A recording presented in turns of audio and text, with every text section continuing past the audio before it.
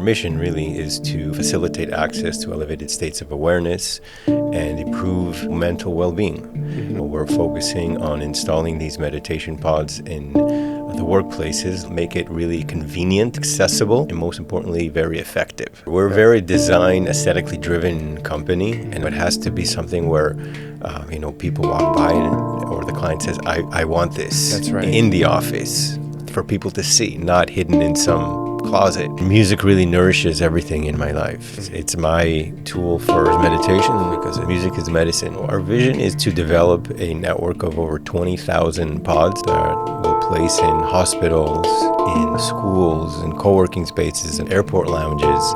This tool accessible to as many people as we can. Alignment is very important, and you have to tune into it because if you do, great things will unfold. This is the Human Future Podcast, where we explore the intersection of technology and spirituality with some of the world's brightest minds. Together, we paint a vision of the desirable future and discuss the actionable steps to make that vision a reality. And now, without further ado, let's begin. Welcome, Jonathan. Thank you for coming on the show. Excited to dive into your gifts and your experience, mainly around your cool, amazing company, OpenSeed, and your story around it. So why don't you give a quick intro for people to who you are and what you do out in the world? Sure. So my name is Jonathan. I sometimes go by Yoni. I'm founder and CEO of OpenSeed. OpenSeed has developed tech-enabled meditation pods for the workplace. Our vision and our mission really is to facilitate access to elevated states of awareness and improve mental well-being. We're focusing on installing these meditation pods in the workplaces like offices, co-working spaces, hospitals, anywhere that has relative high intensity, stress, and we make it easy for people to either start a meditation practice or have continuity. So these pods integrate sound, light, aromatherapy, guided meditations to induce calm in less than 12 minutes and also encourage a consistent practice. Because they're located, we install them about 10 feet away from people's desk or 100 feet within the working environment. So the idea is to make it really cool, make it really convenient, really accessible, and most importantly, very effective. Right? So it's not just a treatment that you go into a spa and you feel relaxed, but meditation is a skill. So our purpose there is not only to make you induce calm, but also over time leave you with a skill. Makes sense, yeah. I think the word desirable also comes up for me when I see the design of it. You're like, wow, I want to be inside of it. I don't know if that was intentional to like really put a lot of Yeah, for sure. We're a very design, aesthetically driven company. And I think for a client willing to put this in the lobby of their building or somewhere very visible, it has to have a wow factor. That's right. It has to fit physically, but it has to be iconic. It has to be something where people walk by or the client says, I want this. That's right. In the office. That's right. For people to see, not hidden in some closet. Makes sense. Some room. You're basically, I don't know if the word competing is the right one, but you're in the same market with large art installations in lobbies and things, right? Because they're installed for that purpose also. Obviously, yours has multi-purpose, but a piece of art maybe is one of them, would you say? Yeah, I mean, originally the design intent was to achieve that appeal where interior designers or the client would want to put it in a place that's very visible, like an art installation. It does have a sculptural element to it. But also in the design, it's, environmental design has impact on your emotions, on your state of mind. So what materials, the felt, the wood, the fabric that we use, everything has an effect on the human experience. Right. So all those, soft to touch panels, the wood, the natural organic materials was very important in achieving that that state of awareness or that state of calm that we wanted to induce, Makes which sense. is the intention of the design. Very I mean, you look at other material, other kind of comparable products in the market, and many of them are made from plastic or Right. acrylic, or Right. they feel claustrophobic. They're not natural. They can make it for much cheaper, but it doesn't achieve that experience. Like when you walk into a very cool space or a Yeah. holy place, you feel that sense of awe. Yeah. And that's what we're going for. Very cool. So the intention also is to make it feels as natural, as close to nature as possible, would you say? Yeah, absolutely. We want to Yeah. make it close to as nature as possible. And that's why also the name seed, the shape seed, it's a symbol of rebirth, of possibilities, of potentiality. So all those things, have been designed into the experience. Make it kind of like a womb-like experience Yeah. where you go in there, Yeah. you're hugged by the environment, and in these isolated environments, the potential to quiet the mind is much greater than, let's say, meditating out in the street Makes sense. Yeah. or in the common area of your office. For sure. You have less distractions. So Yeah, we have an infrared indoor in our bedroom, in fact, sauna at home, and so it definitely feels like a little cocoon, a little womb inside. So I haven't experienced the OpenSeed being there, which I would love to at some point. Come. But I would imagine it's a similar experience of containment, like you're just contained and you're protected. You feel not like affected by the external noise or craziness. You're just like very safe in there. Yeah, absolutely. Look, caves and small environments have been used as places of reflection, prayer, meditation since the beginning of time. It goes back to the cavemen. Yeah. Very cool. So there's something about this enclosed, literally this encapsulated space that gives you access. Yep. And so what's the kind of the origin story? Why did you even start working on this project? So I've always been involved in early stage companies. So I went to Babson College. I kind of drank the entrepreneurship Kool-Aid. And I've always been very obsessed, quite honestly, of creating something big, something impactful. Cool. And in around 2012, I was winding down a company that was not successful. It was successful for a while, and then I was a very low point in my life. And I started doing some yoga, and then a friend of mine suggested that I start doing some meditation. So we did the Art of Living course, and then he told me, listen, you gotta go do a Vipassana. Yeah. So I went and did a Vipassana, which was completely transformative. And for those that don't know, Vipassana is a 10-day meditation course. It's a meditation technique, comes from Buddhist culture. And it's very, very powerful, very difficult to go through those 10 days, but it was very transformative. It's really changed my life. Very cool. And coming out of that experience, I knew that there was something in that path for me. And one day I was sitting in an office, a very noisy office with nowhere really to meditate. And the idea just came to me. I downloaded this idea of imagine this cocoon-shaped, seed-shaped pod that integrated music, things that I'm very passionate about, sound, light, aromatherapy, and all these elements to induce calm and to help me practice my meditation. Very cool. So that's how the idea was born. And shortly, about a year or a year and a half later, we developed a prototype. We put it at CIC, at the co-working space. And Is it still around? It's not converted really. into it's something converted else. into something else. Yeah. But not. Yeah. And so we placed the pod at CIC in the lobby, and it was a huge success. People started using it. I sat in front of it literally for a year in a glass kind of office. Yeah. Just observed how people interacted with it, interviewed them, made iterations on the content, on just everything else. And it was a very, very slow progress because it's a huge undertaking with no capital. Very limited resources, and a new product that integrated or required, hardware design, software design, content development. So it's kind of like 3 companies in one. Yeah. But yeah, it's that's how it started. Yeah, amazing. Follow-up question on the idea came to you.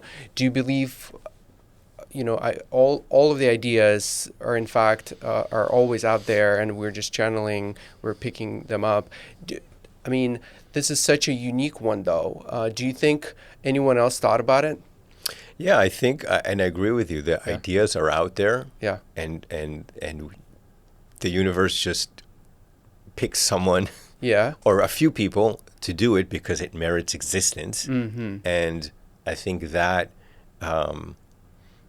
creates a nice dynamic of competition, of innovation. Mm-hmm. And so to answer your second question, yeah, I think there are other people that have tried to do it. Other people, I've always come across people that said, oh, I had that idea 5 years ago, 10 years. I'm so happy that you did it. That's right. That's right. Nice. Yeah. And I think we need innovators and entrepreneurs to solve almost the same problems in different ways. That's right, yeah. So I look at OpenSeed as one vehicle, one part of the puzzle, to help people, cultivate awareness, self-awareness, which is huge. It's critical. It's life-saving, I would say, especially nowadays. 100%. When you said, the universe chooses to where it's the entry points where it enters through 3D reality in a way, I envisioned the thunder cloud, and when it strikes like the place of least resistance, basically, or like the place where the most amount of potential, and it hits the earth. It basically searches for the easiest path towards the earth. And I think maybe that's how ideas come to us as well, where we have a certain set of experiences and skills and perspectives and knowledge, and makes a great environment for a particular idea to strike through you. Right. Right. I think that resonates a lot. I think the idea came to me, or I've earned, I guess, the idea to execute this, the opportunity to execute it, because exactly. I'm sure other people have received that opportunity, is out of necessity, out of obsession, because creation and creating companies, you need to have, I believe, some sort of obsession, which goes beyond, the perseverance goes beyond. It's something that that is required, I think, of many founders. And I think the intersection of the different disciplines, bodies of knowledge, I guess, with design, appreciation for good design, love of technology, of how that blends in with physical design, the digital experience with physical design. Yep. And the big one for me is music, is sound. I'm very passionate about music. I'm really I believe a musician at heart, and I haven't followed that in my life to the extent that I guess I should have, and that I want to in the future. But that has a big element, and so I believe I've already had my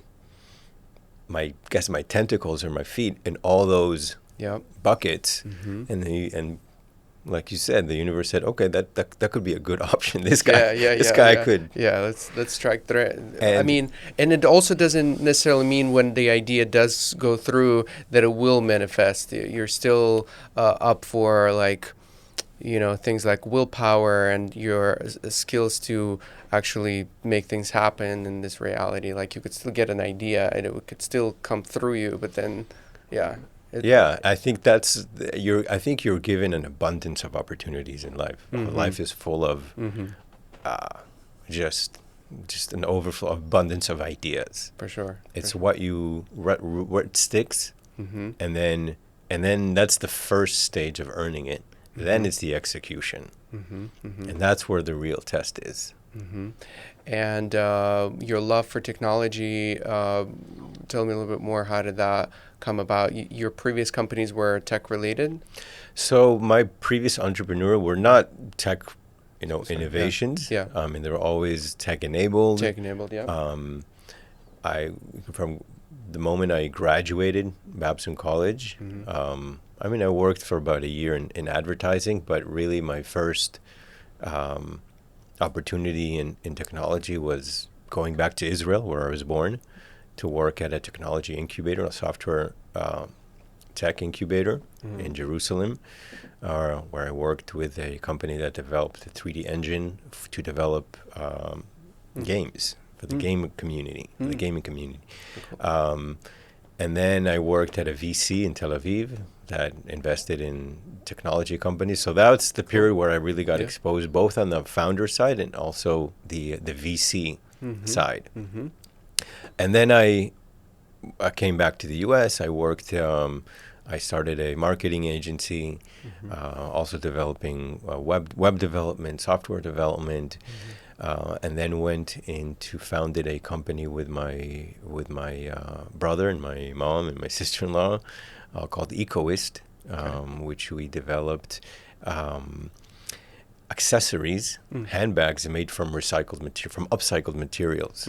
So we would partner with companies like Coke, Mars, Frito-Lay to repurpose all their misprinted packaging. And I mean truckloads. They would just throw away. That would just normally throw away. And this is around 2004 where they were starting to kind of come clean about the waste that is created from their production, and they wanted to do something about it. Right. So we provided one solution. Obviously it's one out of many solutions that these companies were looking at, or the companies that have to look at. And so we made accessories, handbags, and we worked with cooperatives in Peru and Mexico that use this special weaving technique, and then kind of sold the products back to the market. And it was successful for a while. We sold to department stores in New York, in Japan, in the UK. We were featured in Oprah and Sex and the City. They used some of our bags. Cool. So it was very glamorous, but not profitable. So, but you learn. I think life as an entrepreneur takes you through a few master's degrees until you finally land on an idea that feels aligned, that feels right. And that is your calling at the end of the day. I'm sure the skill of bringing something to market was something that you've learned through those previous companies, even though they weren't like a great financial success, but you still learn a ton how to deliver certain goods and products to the market, right? Yeah, absolutely. I mean, every chapter, every venture leaves you with traumas and learning experiences, but that's part of the process. Behind every successful entrepreneur, there's a bunch of failures. For sure. There's no such thing as not failing. For sure, and that is just, you have to reframe it, Yeah. You not even call it a failure. It's I took this course, and I took that course, and then I took the other course. Yeah, I mean, the baby, when it's learning how to walk, we don't necessarily say it's failing the whole time, like keep falling, right? It's like that's part of the learning process, is to encounter a certain amount of pain through which you that this is the boundary of what you shouldn't be doing or something like that, and this is that's how we learn through I mean, good and bad. So I guess it doesn't always have to be through pain. It could also be but the best lessons are probably through something uncomfortable. Absolutely. So let's get back into the OpenSeed. So I'd love to learn more about, let's say, some of the challenges that you guys have and are experiencing into bringing that into the market, because it's such a new innovative thing and product, and I'm sure there's some still resistance, corporate world. Yes, there are adapting the mindfulness practices and other things, but I would imagine that there's still a lot of friction there. Yeah, I think there's some friction in terms of what to bring into the workplace, where to invest. Our challenge has been not so much on demand. Like, I know there is demand. We see it, demand. How big, what is the market for pods is still kind of questionable, because in one end, we're creating it.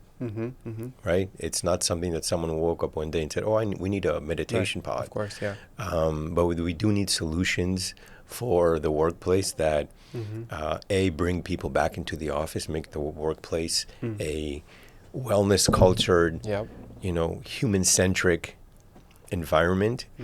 Two, we don't want to spend too much money. We have limited real estate. We don't want to convert an existing office that is very usable, very highly usable, into a meditation room. And we need to help people with their mental well-being. And we have, as an employer, as a company, as an organization, we have that responsibility. So we come there. We solve those three problems. So I know that there's a market for it. And I think we've had the opportunity, the blessing, to go through all these learning curves while the market is starting to catch on. Right? So Morgan Stanley was our first customer, really, in the U.S. We've been there for a year and a half in New York. Yeah. And in Wall Street. And after a year and a half of using it, they're getting about 16, 17 sessions per day. Amazing. And now they're reordering another one for their main headquarters, which is going through renovation. Amazing. So it's a great sign. Deloitte, we have Deloitte as a customer. We just signed an agreement with U.S. Department of Veteran Affairs for medical centers. So we just installed one in Cleveland, Ohio. And they have 1,200 medical centers. Amazing. And they have a mindfulness program that they want to integrate into the pods. So it is catching on. The challenge for us has been a bootstrapping company trying to do the job of three companies. So I think, and I've tried fundraising. I think capital is definitely will help us. And we're going to raise money next year to really take it to the next level. But up till now, it's been another master's degree in design, manufacturing, software development, content development, and entrepreneurship as a whole. I think life and the universe gives you something, that big break, when you're ready to receive it. Because if you get it prematurely, you can throw it away. You could blow it off, and I think I'm kind of happy that I haven't received funding until now. I've tried to a certain extent to do some fundraising, but I think it would have, this phase really helped us craft our strategy. And another thing that has been a challenge for us is really develop the go-to-market strategy. Right? It's who do we sell to? Who do we target? That has a lot of implications on the actual product development, the design, the user experience, and also our marketing effort, our messaging. Who are we speaking to? Are we speaking to a consumer? Are we speaking to a spa manager? Are we speaking to a wellness director at Morgan Stanley? And so we let the market, the traction, dictate where we're going to head, where we're going to target, where we're going to allocate our resources. And the workplace is is a market for us. So who is that person then in each organization? So it is related. It's not just one specific persona, but it is people who are stakeholders in the wellness aspect of the workplace. So there's not, in the companies, there are no silos really anymore. There's there's that bridge that connects all these different disciplines and departments. So sometimes it goes through the wellness person, but then the interior design, the space design, or the facilities design come in as well and make those decisions. But the person that really understands it, the benefit more of the wellness, culture, HR aspect. How has the benefits been measured apart from the number of people used it? Like, what do you do to measure it? So we do have surveys. We do have, now we're coming up with a partnership. We have a partnership with I can't say the name yet, but it's a cancer treatment center that is going to use biomarkers, certain stress biomarkers, either heart rate, EEG monitors, and other biomarkers to test people over 3 months. Now, we've done tests. Our partners in Japan did a study that was led by a neuroscientist using heart rate and EEG monitors to check for real-time improvements in people's kind of brain activity. Ultimately, we want to see those brain waves go down to alpha waves, from gamma or beta down to alpha waves in a span of 12 minutes. So we did those tests with about 30 people, and it showed drastic improvement. From people that meditated in the pod versus people that meditated outside the pod. Same content, same meditation. Really? But if you're in an enclosed environment with the light, with the aromatherapy, you have more point of references to calm your mind, to achieve that state of calmness. And so you mentioned about the light. I mean, your eyes are closed. Yes. So how does that affect you? So even when you're in the pod, even if your eyes are closed, you still can feel it. Well, you can see the lighting, through your eyes, through your eyelids. The way that light is used in the pod is to create atmosphere. Color has a lot of power to change our emotions. Blues are associated with calm, red with energy. But more importantly, for breath work, a lot of people don't know how to breathe properly in the right timing. So the lighting, our audio to light technology, cues that lighting to work to synchronize with the audio. So if you're doing breath work, pranayama, or you're doing bastrika, bellows breathing, the lights flicker with the beat of the music. So it helps people really get into it. Feel more immersed in the experience, and that translates into a more effective experience. Interesting. So there are different meditations. Some of them are just with focusing on, let's say, on your energy centers, or some of them are just breath. Like, there are different modalities in a way. Like you mentioned breath. What other different variations of meditations are so there? There's guided meditations, visualizations, mantra-based. There are just sound healing with no guided meditations. And there's breath work and all types of breath works. So the pod is a hub for different wellness experiences based on your preference. If you're a seasoned practitioner, or you are very leaning into Kundalini, you'll find that content.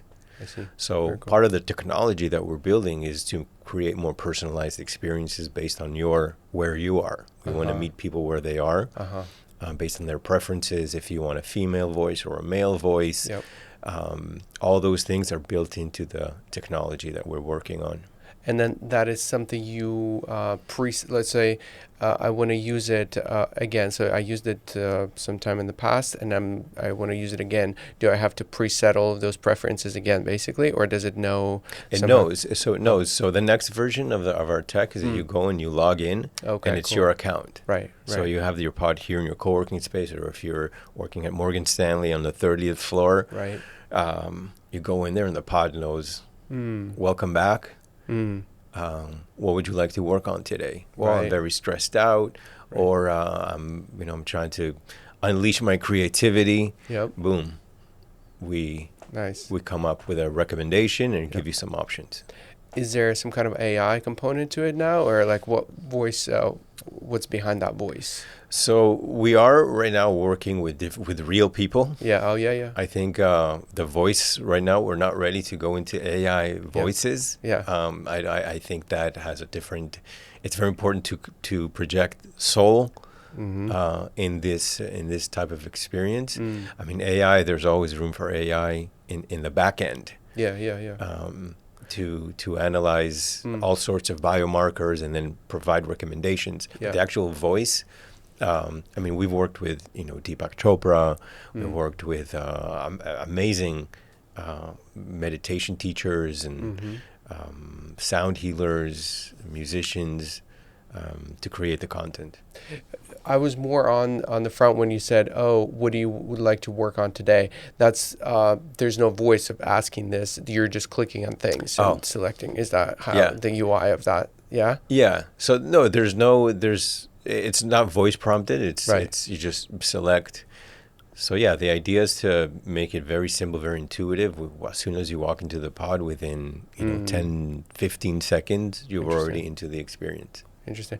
Because I was envisioning also a potential version, where you walk in, it knows who you are, and it talks to you for a brief second, like say, okay, where are you basically? Where are you at? So that to understand how their day went and what's on their mind, things like that, and maybe measuring their blood pressure, and then feeding the pre-recorded something. Yeah, I think that's where we're headed on our roadmap. I mean, we can.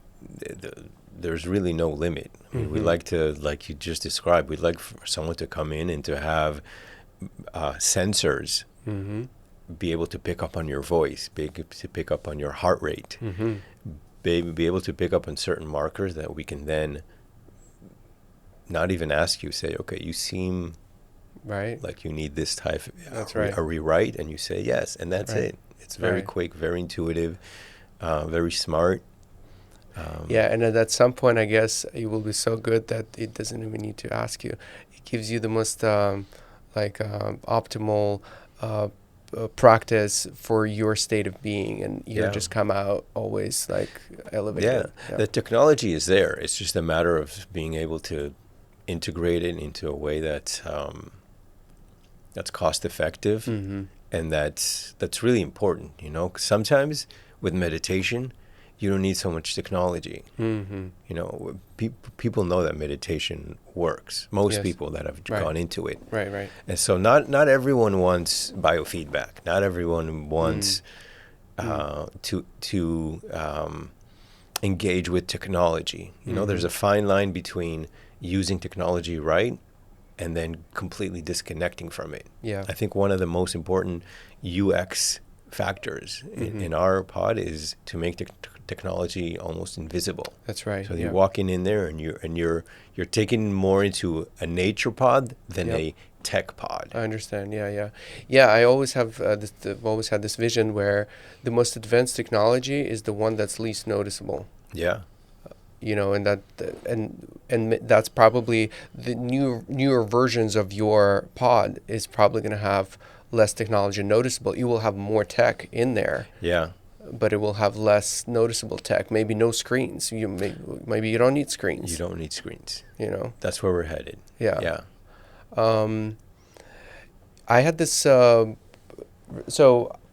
I'm always excited about how to use use cases or ways to use technology that brings us back to our humanity, our center, our presence.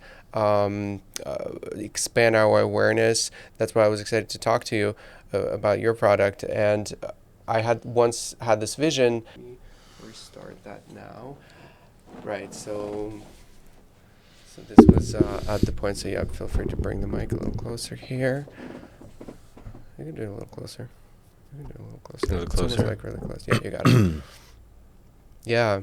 So what is that vision that you see for where you guys are building, the ideal case scenario future? How are you impacting the world? So our vision is to develop a network of over 20,000 pods that will place in hospitals, in schools, in co-working spaces, in offices, airport lounges. We want to make this vehicle this tool accessible to as many people as we can. And the key to doing that is really in strategic partnerships from a strategic standpoint. Companies like Steelcase, companies that have existing manufacturing and distribution channels is what we're really going for over the next year or so. We already have that type of partnership in place in other markets in Japan and Australia. We started with Japan. We learned a lot from that experience. Why Japan? They came to us. Okay. Really, there was a group of entrepreneurs that came from the corporate world. Somehow? Yeah. They found us. We were able to get some significant press coverage early on. And they came to Miami, and they were in the process of starting a wellness company in Japan, and they got investors, and they acquired the license to manufacture and distribute for the Japanese market. And those are the early days of this is 2019, pre-pandemic. We didn't really know what we were doing. They didn't know what we were doing. Yep. And so we learned a lot. But it was a great transaction for us because it was a nice, it gave us the capital we needed to continue developing the product. Fast forward a few years when we did a similar agreement with a company in Australia that has manufacturing and distribution channels. Yep. And it's great. We basically licensed them the IP. They manufacture locally. They distribute locally. They have their client base.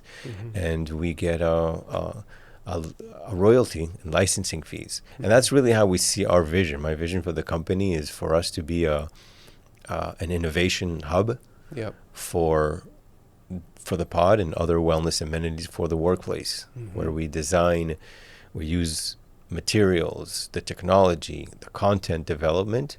We can't be good at everything. Right. And we need to have these strategic partnerships in order to scale and achieve that vision. Have you considered creating, let's say, a virtual reality experience where you can incorporate all of those? Because there are just like recording software. It's a digital thing that you guys are creating as a part of the experience.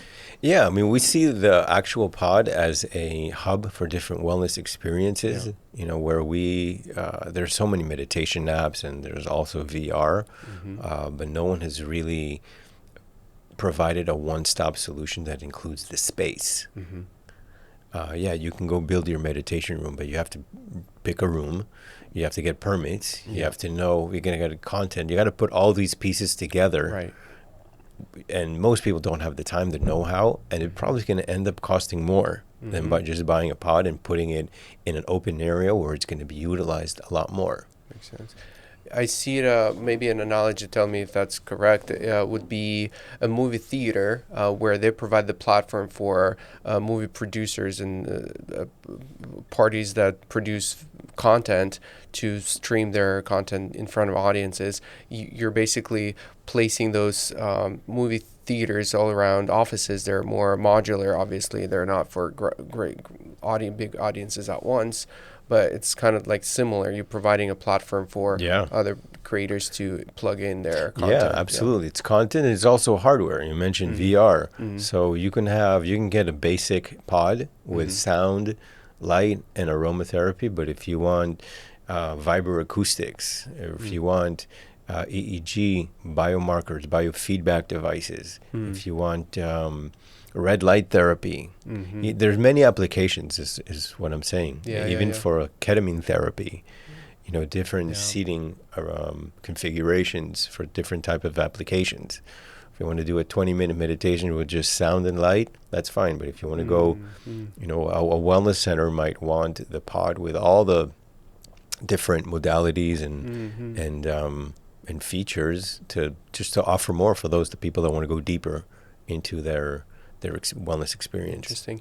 How much do you, I have, let's say, a smart watch or whatever, like the Fitbit, and we starting to track our different aspects of our body, heart rate, other things, and your your device, or like, is that a device, or how do you call it? It's not a device. It's what is that? Yeah, it's a device. It's a vehicle. Vehicle. Okay. Yeah.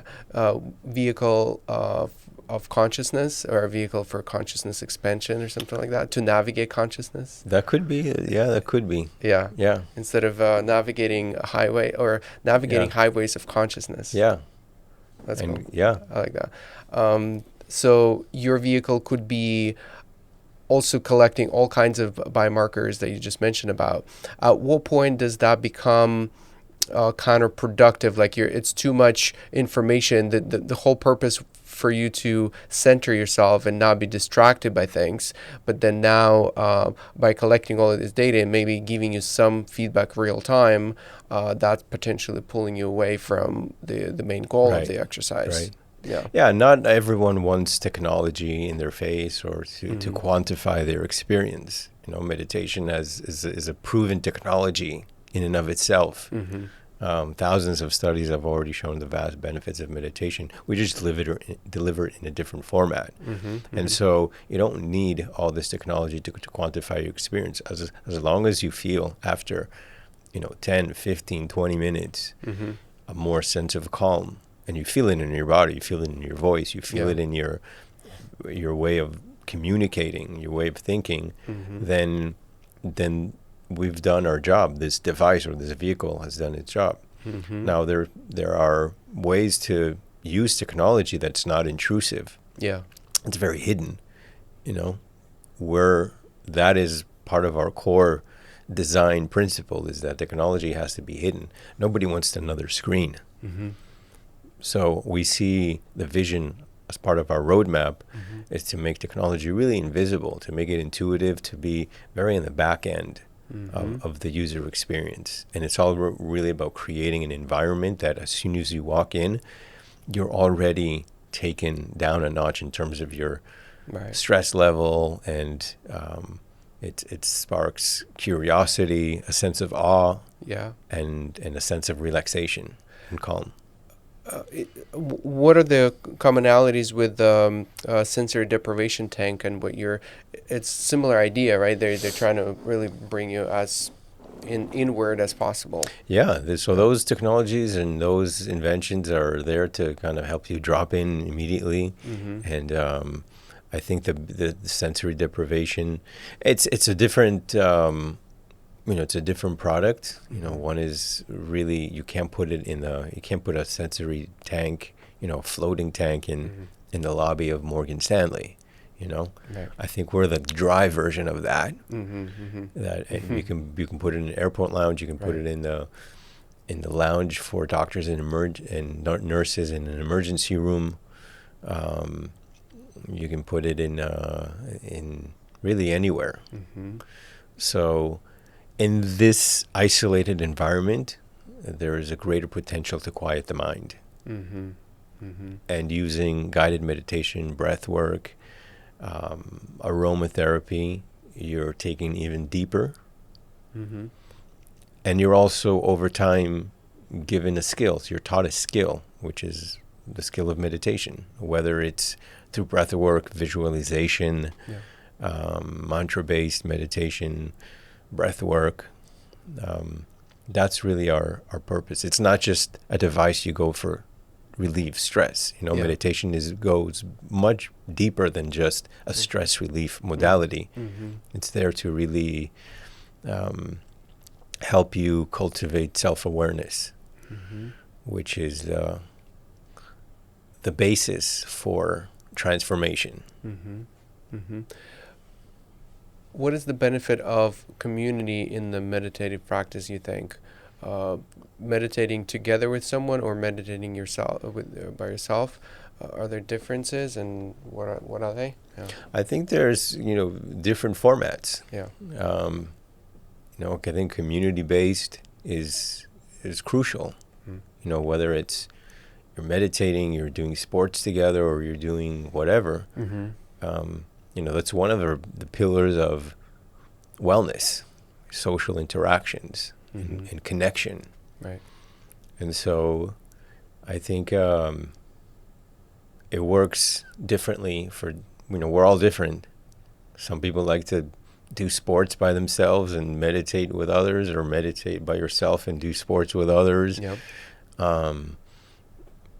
So I think there's nothing one better than the other. Yeah. The sound aspect of the experience. So you mentioned that you're into music yourself. Is that I would suspect that a lot of the music recordings are produced by you or guided by you. Tell me a little more. Yeah, so music has been always like a Yeah. core part of my life. I've been a percussionist for 25 years. Started playing piano when I was 11, but then I discovered rhythm.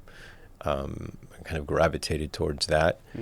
And yeah, I've been making music for OpenSeed. I partnered with Deepak Chopra. I've been honored and blessed really to partner with him to launch an album and create 10 meditations and produce them.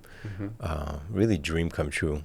When I first started the company, I had a vision board, and I put Deepak on it, and Nice. and it works. How long did it take? 4 years. 4 years. Nice. 4 years. Yeah. Yeah, to actually manifest that. But Nice. it did. It happened. How did that come about? It came about through a friend of mine who had met Deepak. Yeah. And then from another end, also one of my supporters, advisors, investors, Tony Cho, is friends with Deepak, and hosted a retreat at Chosen. And hosted Deepak at one of the retreats there, and that's how we met him. And so I'm developing the music, a lot of the content, the collaboration, and music really nourishes everything in my life. It's my tool for. There's meditation and there's music that helps me really just get through life, because it's so powerful. Such a powerful. Music is medicine. And Handpan that you brought with you, which I'm also really excited for you to play. Tell me a little bit more about the instrument. Because it's such a cool. I've considered also I've been just kind of busy, not having enough priority to pick it up, but it's definitely on my priority list. Somewhere in the middle there. I'm eventually will pick it up. But tell me more about this amazing instrument for. Yeah. So the handpan is a very special instrument. It was invented not long ago, only 23 years ago. Crazy, yeah. And, it's very hypnotizing, very meditative. It's also intuitive, very kind of relatively easier to learn than other instruments.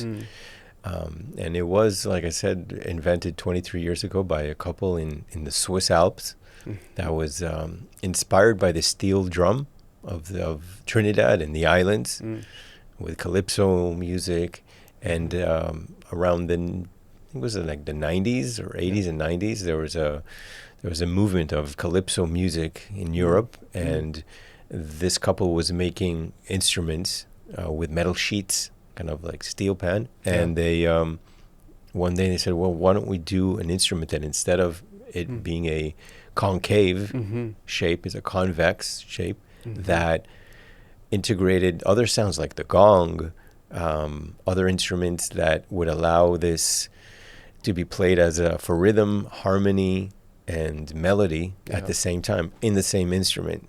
Very cool. Yeah. So they came up with it, and it became really popular. For the first 2 years, I think you had to apply to buy one, and then you would be put on a waiting list. Yep. And so supply didn't meet demand. For sure. And kind of fast forward many years later, and there are now over 100 shops making them all over the world. Yep. And so I think the appeal is that it's intuitive. It's very meditative. If you have some foundation and some rhythm, then you can create beautiful melodies. Do you think they own the right to or anyone can now produce them? Yeah, there is an ongoing issue, a legal issue. They didn't really patent it. And so trying to sue everyone. For sure. Yeah. Yeah. But I think overall in the community, in the handpan community, they've recognized them as the inventors. Yeah. But I don't know really the kind of the legalities but I know it's. They're I still know it's around. They something. still play. Yeah, Right? they still Yeah. play. They Yeah. still make them. Uh-huh. But there are many brands, really really good brands, really. Yeah. I mean, you can buy them on Amazon, like machine made, but they don't have the magic. They don't have the sound, the quality that handcrafted handpans do.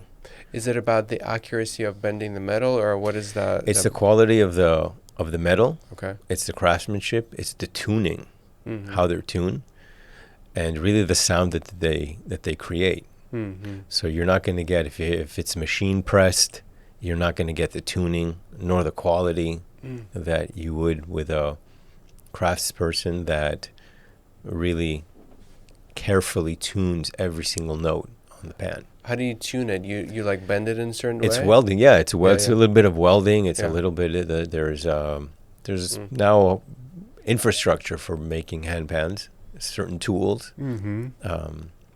But I think one of the most critical aspects is the actual quality of the metal, Mm-hmm.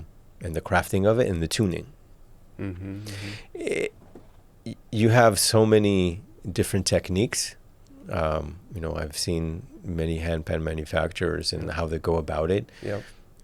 I think one of the most appealing aspects of the handpan, of the sound, is the actual sounds that you can create, the overtones that really resonate, that are very healing, actually. What do you call them? Overtones? Overtones. Yeah, why overtone? What is overtone? So overtone is kind of you hit a certain note and the sustain and the echo Yeah. takes you to different tones. So you could hear different melodies by, your root note could be D, Yeah. but then it goes into different octaves and different sounds.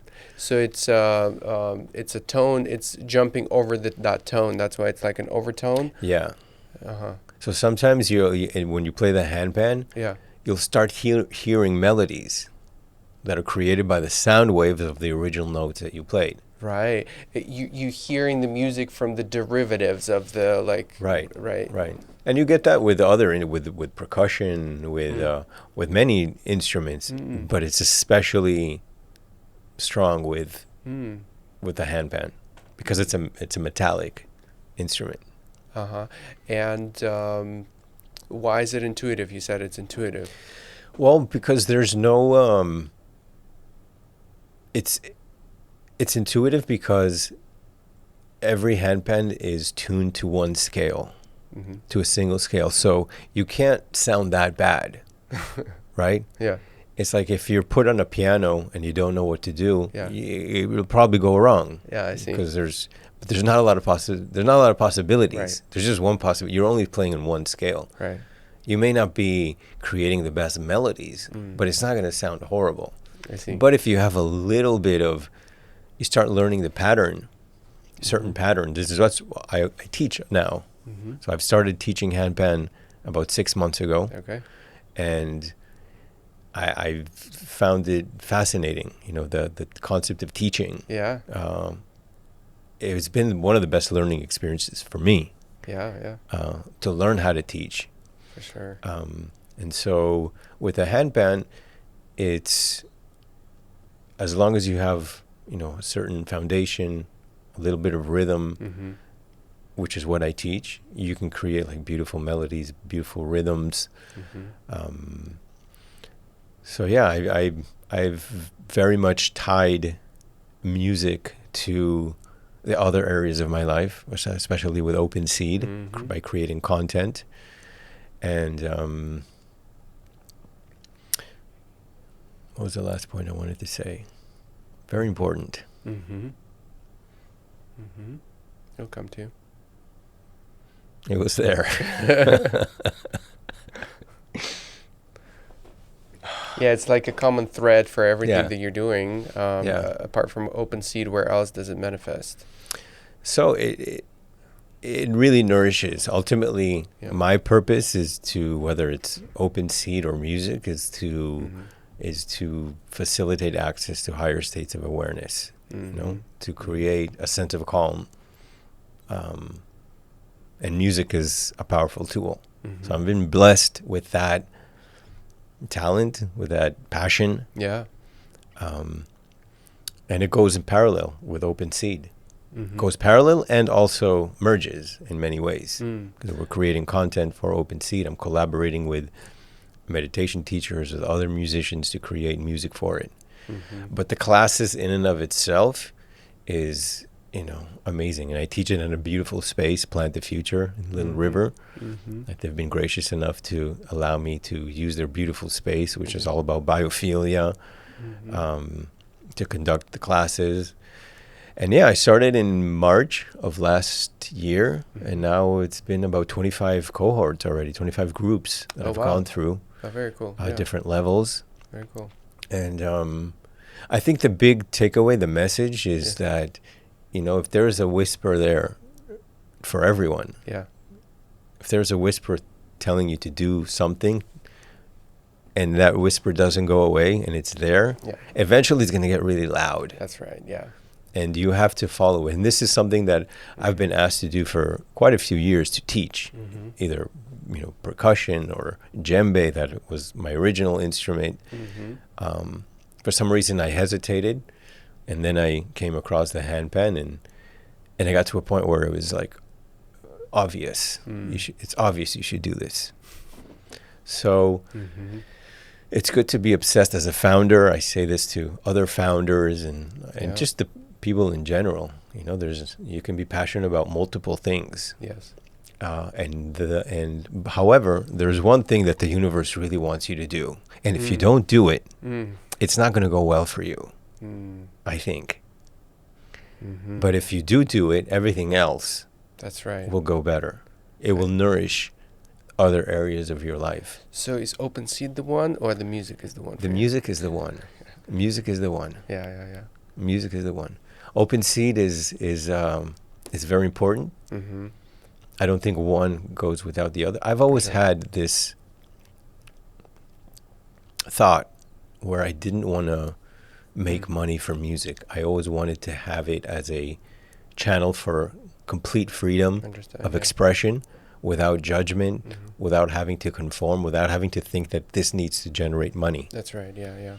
And so my belief was like, okay, business, you went to Babson, you went to business school, you've invested 20 years, heart, blood, sweat, and tears, perseverance, and that's going to generate the money you need to live and be prosperous and successful in music.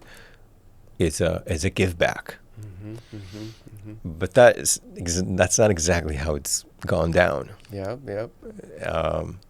So you just have to learn to adjust and adapt. Sure. And now it's actually, one thing is actually nourishing the other.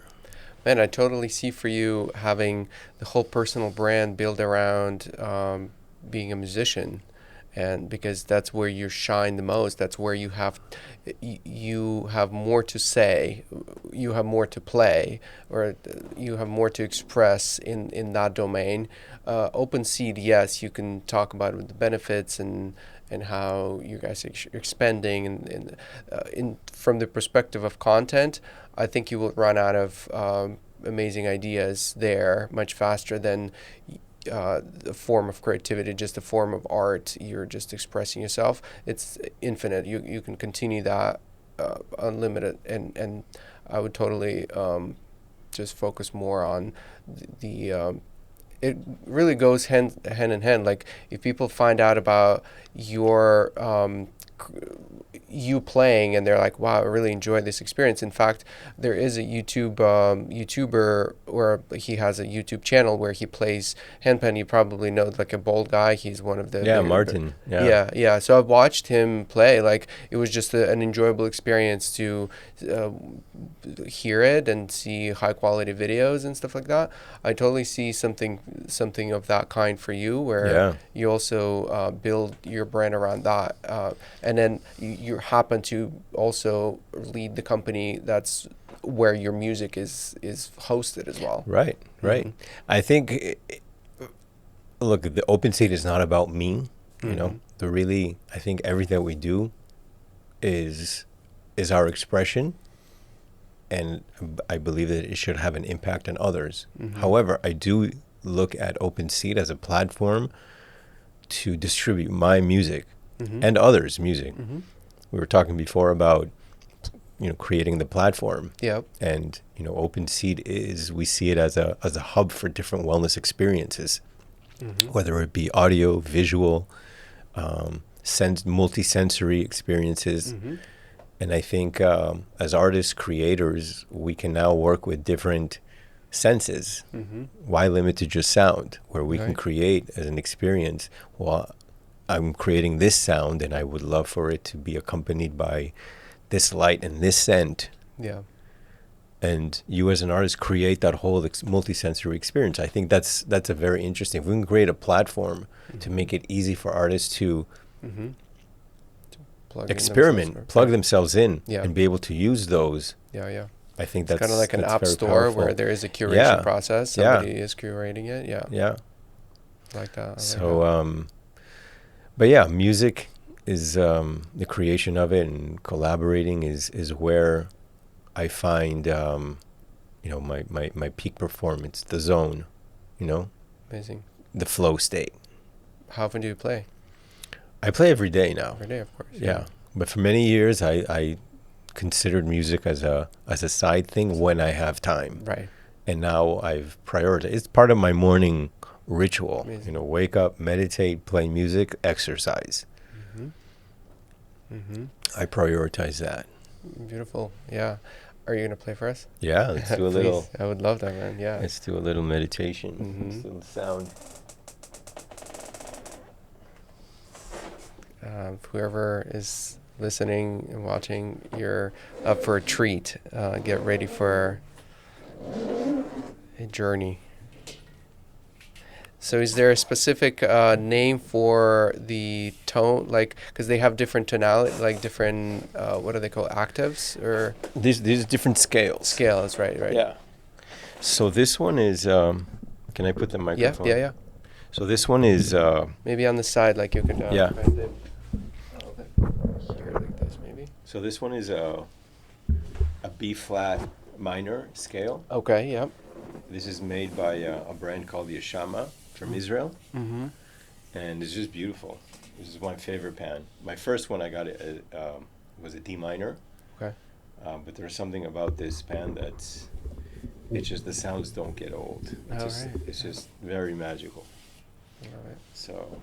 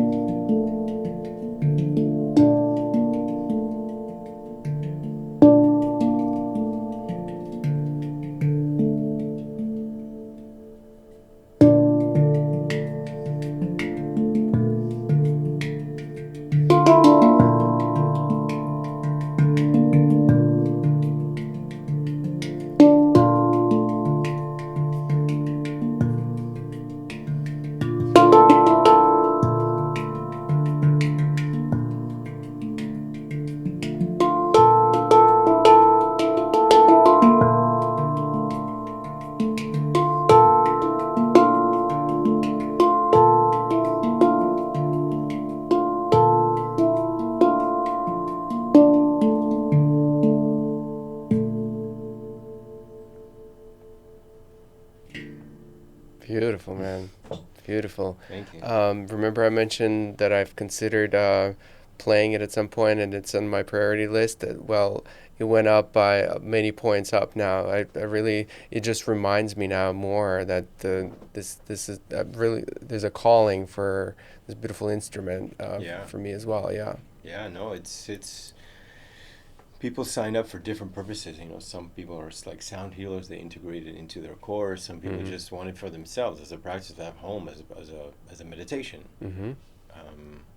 Others are musicians that want to integrate it also into their repertoire. But yeah, it's my latest obsession. And once you have one, you want another one because you want to go into different scales and do different melodies. Yep. So yeah. How many do you have?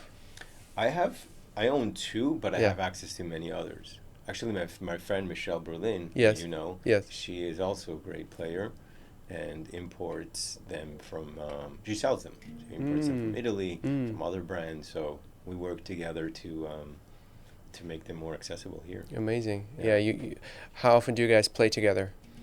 Not often. Yeah. Not often. I mean, she has her amazing sound healing. I do kind of more musical performances. But we collaborate every so often. Yeah. Very cool. Awesome, man. So maybe this is a good place for us to wrap up. If you don't mind bringing the mic a little bit closer, and then just I'll let you, mention any lost thoughts, ideas that you want to kind of share in this format, and maybe point people to a certain resources or how to find you or anything like that. Yeah, no, I thank you for having me on this. It took a while for me to come here. I guess I wasn't ready. Things didn't align, but really thank you for having me. And if anybody wants to follow me, the OpenSeed is my company. Also on Instagram, Yoni Marcos for the music. I also teach here. The Handpan courses are at Plant the Future. And I think my parting words or words of wisdom that I'd love to share with people is the word that comes to me lately is alignment, trust, and confidence. That's something that's I'm connecting with these days. Everyone's on a different journey. Where I am right now is I've noticed, looking back at all these years and patterns and alignment is very important to do what we're supposed to do on this earth. And I think everyone, if it's not obvious, there's a glimpse of it, there's a whisper, and you have to tune into it, because if you do, and sometimes it takes more courage, it takes a lot of courage to do it, you will find flow states. You will encounter magic, great things. Great things will unfold. And with that, it's trust, trusting that it will. And my personal superpower, everyone has, some people are, it's one of my brilliant. favorite questions to ask people superpower. Yeah, mine is perseverance. Yeah. I haven't been that wise in being in the courage to pursue what I think is aligned. Yeah. I've always in my programming, there was always a little bit of self-sabotage. After many years of awareness and healing, I'm connecting more easily to what is aligned, and in that path, trust is the gas, the fuels that alignment. Trust in yourself, trust into universe, trust that you're being supported if you surrender. Yeah. So there's a lot of talk about that. It sounds cliche sometimes, but it works. Sure. It is the truth. It's a universal truth. Amazing. Awesome, man. Thank you again for being here, and really enjoyed the conversation. Really enjoyed the music. And you're going to come check out the pod. I would love that. I would love that. Yeah. Cool. Awesome, man. All right, man. Thank you.